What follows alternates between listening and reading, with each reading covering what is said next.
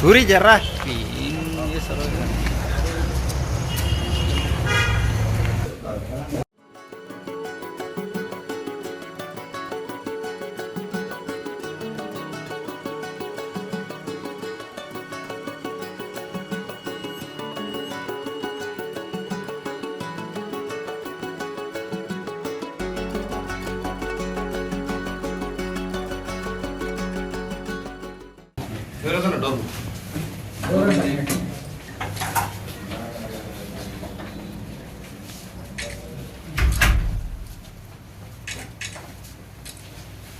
With all proofs and all, మేము దీనికి attach చేసాము.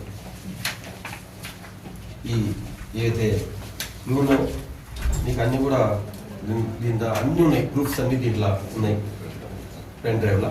దాంతో సహా మీకు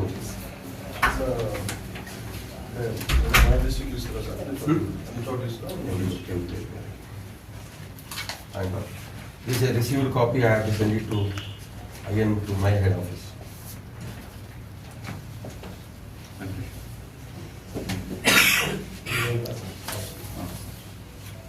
Received.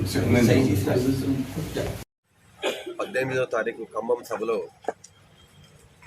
గౌరవ ముఖ్యమంత్రి రేవంత్ రెడ్డి గారు అతని స్పీచ్లో పచ్చిగా బీఆర్ఎస్ పార్టీని పార్టీ కేడర్ని తిడుతూ, అలాగే గౌరవ మాజీ ముఖ్యమంత్రి కేసీఆర్ గారిని తిడుతూ ఈ పార్టీని బొందబెట్టాలి, ఈ పార్టీ పల్లెటూరుల ఈ పార్టీ జెండా దిమ్మెలను పలకొడితేనే ఎన్టీ రామారావు గారికి నిజమైన నివాళి అని చెప్పి ఒక అసభ్యంగా ఒక ప్రొవకేటివ్గా మాట్లాడి పల్లెల్లో మంచిగా ఉన్న వాతావరణాన్ని చెడగొట్టడానికి ఇది ఆస్కారం ఉంది. కాబట్టి అందుకే ఇవాళ మేము రేవంత్ రెడ్డి గారి మీద ఎఫ్ఐఆర్ బుక్ చేయాలి, ఒక ప్రొవకేటివ్ స్పీచ్ ఇచ్చి డిస్టర్బ్ చేస్తే స్పీచ్ ఇచ్చినందుకు అతని మీద ఒక ఎఫ్ఐఆర్ చేయాలని చెప్పి ఇవాళ ఎస్పీ ఆఫీస్కి వచ్చి ఒక ఎఫ్ఐఆర్ ఒక కంప్లైంట్ ఇవ్వడం జరిగింది. ఒక ముఖ్యమంత్రి స్థానంలో బాధ్యతాయుత ఒక స్థానంలో ఉండి ఆయననే ప్రొవకేటివ్ స్పీచ్ ఇస్తాడు, ప్రొవకేటివ్ చేస్తాడు, ప్రజలను అల్లకల్లోలం చేయడానికి ప్రయత్నిస్తాడంటే ఈ తెలంగాణ ఎక్కడ పోతుంది అనేది మనం అర్థం చేసుకునాలి. ఆయననే భాషకు అదుపు లేకుండా ఎట్లంటే అట్లా మాట్లాడితే ప్రజలు ఎలా మాట్లాడతారు, ఆయన ఎట్లా ఉంటాడో ప్రజలు కూడా అట్లే మాట్లాడతారు. ఏమైనా మాట్లాడితేనేమో సిట్ అంటాడు, ఎవరి మీద ప్రభుత్వం అధికారం వాళ్ళకు ఉందని చెప్పి ఎట్లంటే అట్లా ఇచ్చేసి ఆయన ఇబ్బంది పెడుతున్నాడు. అంతేకాకుండా ఇలా అలా మొన్న జరిగిన కథనాలన్నీ చెప్పి తెలుసు మీకు, ఎన్టీవీ కానీ ఆంధ్రజ్యోతి కానీ TV9 కానీ అన్నీ వాళ్ళ పంచుక తినే దాంట్లో దాన్ని డైవర్ట్ చేయాలని అంతా బయటపడ్డది ప్రజలకు.